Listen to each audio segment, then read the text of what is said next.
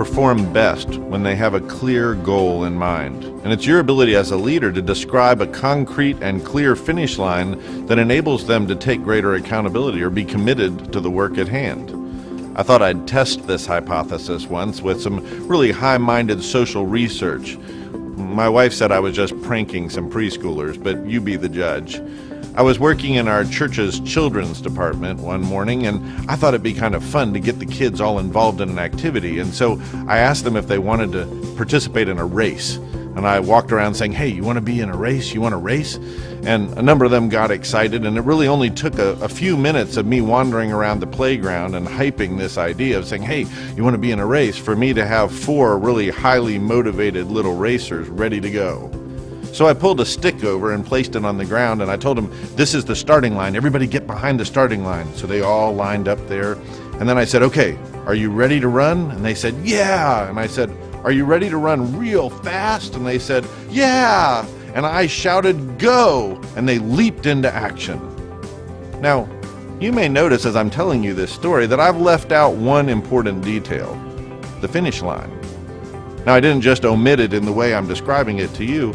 I didn't mention it to the children either. They were lined up and ready to go, but they had no idea where they were going. And so when I shouted "Go!" and they leaped into action, what happened next illustrates what happens when your people don't have a clear finish line in mind. When I shouted "Go!", they all jumped into action. One of them started running in place, just frantically, right where they were. They didn't even step across the starting line. They just were running right there. You know, the other 3 had started out. One of them just ran out and kept running and slowly looped into a large victory lap around the playground, never even came back. I never even saw her again.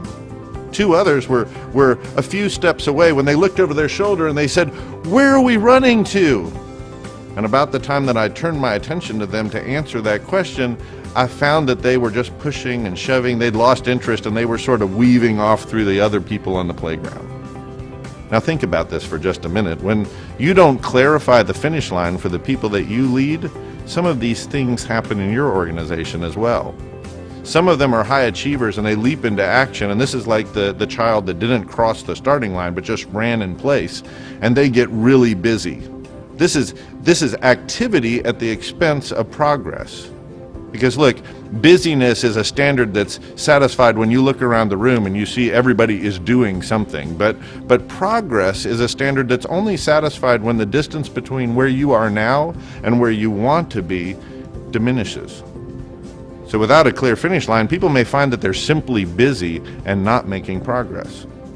Sometimes if you don't give a clear finish line to people, they may be like that child that just kept running and circled the playground. And these are people that are anxious to get somewhere, and lacking any clear finish line from you, they invent their own goals. And they pursue them with a lot of motivation, a lot of commitment, but they may or may not be aligned with what you're trying to accomplish.